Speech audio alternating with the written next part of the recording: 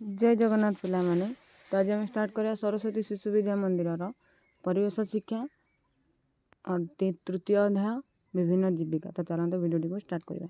लोक मैंने विभिन्न काम करी चलती जो कम कर जड़े निजर पेट पोषी थाए तार वृत्ति कहे। देख आम आम वृत्तिटा आम निज पसंद भी करें आम जो हिसाब से पढ़ी जो जहाँ जानी जो मैंने भी जी भी वृत्ति गोटे करूँ तो ता हिसाब से सी वृत्तिटा को निजे पसंद करता है। जड़े व्यक्ति निजर समस्त कार्य समस्त काम एकाई करें ना एणु ताकू अन्य मानक उपरे निर्भर करने को पड़ी था। तापर आसला विभिन्न वृत्ति विषय जाना शिक्षक मानकर वृत्ति जाना विद्यालय शिक्षादान करती स्वभाव भारी सरल देश गठन तांकर भूमिका खूब गुरुत्वपूर्ण तांकर आचरण और उच्चारण में साधारणतः भिन्नता न थाए से सब सत्य और धर्म और न्याय को पालन करि शिक्षक मानकर वृत्ति एटा गला। शिक्षक मैंने कौन कौन सब कर तापर आसिले कृषक कृषक कौन चाष करते से खरा वर्षा को खातिर न करी कठिन परिश्रम कर शस्य उत्पादन करते।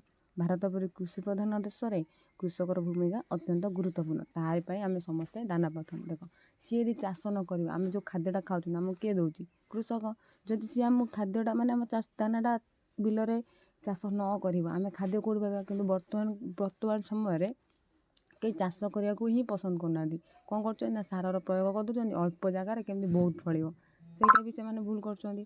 तो देख कृषक है आम आम माने जीक सब जी सब कम भितर कृषक को कह गले आम अन्यतम शिक्षक भी गोटे प्रकार अन्यतम कारण तांको बिना बिना परामर्श आम कि भी माने जेतक पिला सब अच्छा जिते भी पिला अच्छा समस्ते बिना शिक्षक किए कौन कर जिते भी वृत्ति अच्छी सबुठार प्रधान वृत्ति जदि आम कौटा कह तो शिक्षक को कह कारण शिक्षक द्वारा आम सब शिखु था।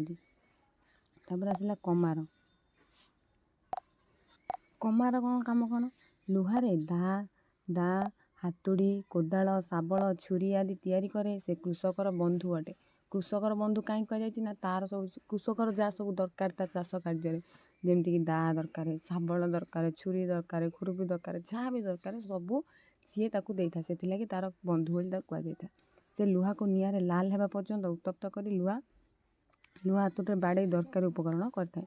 आसला बढ़ई बढ़ई भी दरकार काठरे खट चौकी टेबुल बही थाक बेंच और डेस्क आदि तैयारी करता से मध्य काठरे सुंदर सुंदर छवि भी तैयारी करता है।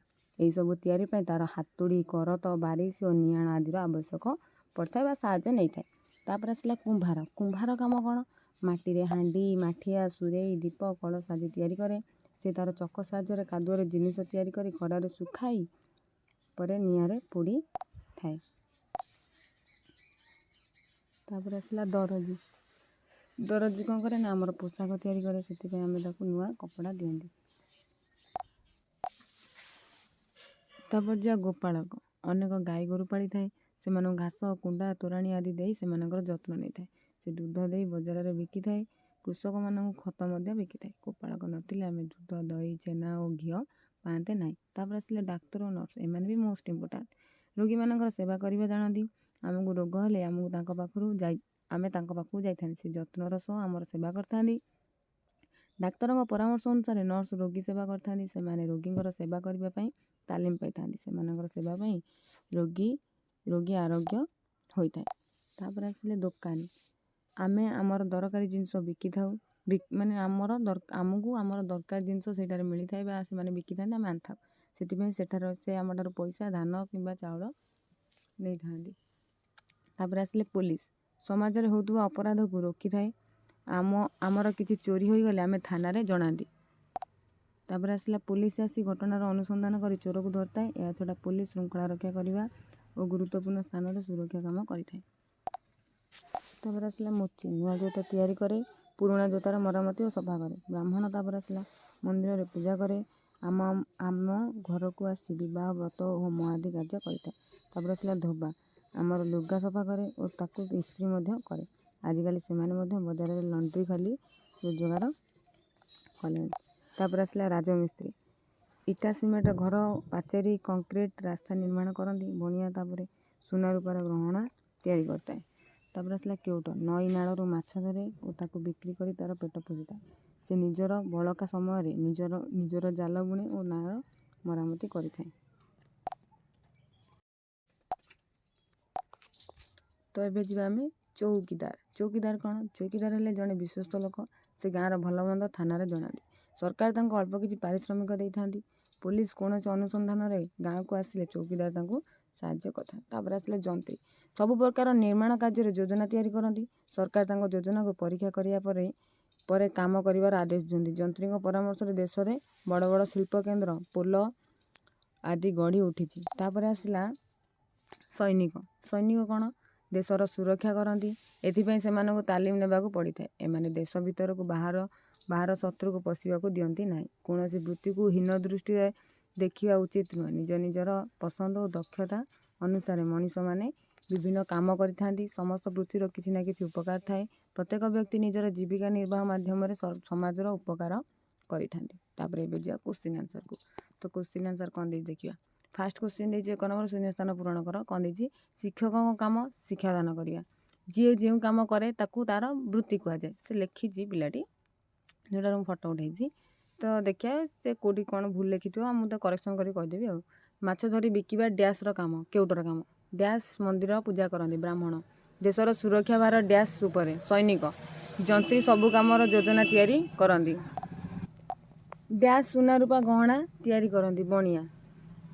ଆମର ଘର ତିଆରି ପାଇଁ ଆମେ ଡ୍ୟାସ୍ ଉପରେ ନିର୍ଭର କରନ୍ତି, ରାଜମିସ୍ତ୍ରୀ। ତାପରେ ଦେଲା ଚୌକିଦାର କାମ କ'ଣ? ଚୌକିଦାର କାମ କ'ଣ? ନା ଗାଁର ଭଲ ମନ୍ଦ ଥାନାରେ ଜଣାଇବା। ତାପରେ ଦେଲା ପୋଲିସ କ'ଣ କରେ? ପୋଲିସ ଶୃଙ୍ଖଳା ରକ୍ଷା କରେ ଓ ଗୁରୁତ୍ୱପୂର୍ଣ୍ଣ ସ୍ଥାନର ସୁରକ୍ଷା କାମ କରିଥାଏ। ତାପରେ ଦେଇଛି ମୂର୍ତ୍ତି ଆମର କି ଉପକାର କରେ? ମୂର୍ତ୍ତି ନୂଆ ଓ ପୁରୁଣା ଜୋତା ତିଆରି ଏବଂ ମରାମତି ସଫା କରିଥାଏ। ଦୋକାନୀ କ'ଣ କରେ? ଦୋକାନୀ ଆମର ଦରକାରୀ ଜିନିଷ ବିକ୍ରି କରିଥାଏ ଆଉ ଆମେ ତାକୁ ଧାନ ଚାଉଳ ଦେଇକି ବା ପଇସା ଦେଇକି ଆଣିଥାଉ। ଗୋପାଳକର କାମ କ'ଣ? ଗୋପାଳକ ଗାଈ, ମଇଁଷି, ମେଣ୍ଢା ଆଦି ପାଳିଥାଏ ଏବଂ ତାଠାରୁ କ୍ଷୀର, ଛେନା, ଦହି ଆଦି ତିଆରି କରେ ଓ ଆମମାନଙ୍କୁ ବିକ୍ରି କରିଥାଏ। କୁମ୍ଭାର କ'ଣ କରିଥାଏ? କୁମ୍ଭାର ମାଟିରେ ହାଣ୍ଡି, ମାଠିଆ, ସୁରେଇ ଆଦି ଜିନିଷ ତିଆରି କରିଥାଏ। କମାରର କାମ କ'ଣ? କମାର ଲୁହାରେ ଦା, କତୁରୀ, କୁଡ଼ି, କୋଦାଳ ଆଦି ଜିନିଷ ତିଆରି କରିଥାଏ। ବଢ଼େଇ କାମ କ'ଣ? ବଢ଼େଇ କାଠରେ ଟେବୁଲ, ଖଟ, ଚୌକି, କବାଟ ଆଦି ଜିନିଷ ତିଆରି କରିଥାଏ। ଦରଜି କ'ଣ କରେ? ଦରଜି ଆମର ନୂଆ କପଡ଼ାର ପୋଷାକ ତିଆରି କରିଥାଏ ଓ ତାକୁ ମରାମତି କରିଥାଏ ବା ସିଲେଇ କରିକି ତାକୁ ଆଉଥରେ କରିଥାଏ। ଭିଡ଼ିଓ ଭଲ ଲାଗିଲେ ଲାଇକ୍ କରିବେ, ଚ୍ୟାନେଲକୁ ସବସ୍କ୍ରାଇବ୍ କରିବେ ଓ ବେଲ୍ ଆଇକନ୍କୁ ଦବାଇ ଦେବେ, ଯାହାଫଳରେ ସବୁ ଭିଡ଼ିଓର ନୋଟିଫିକେସନ୍ ମିଳିବ।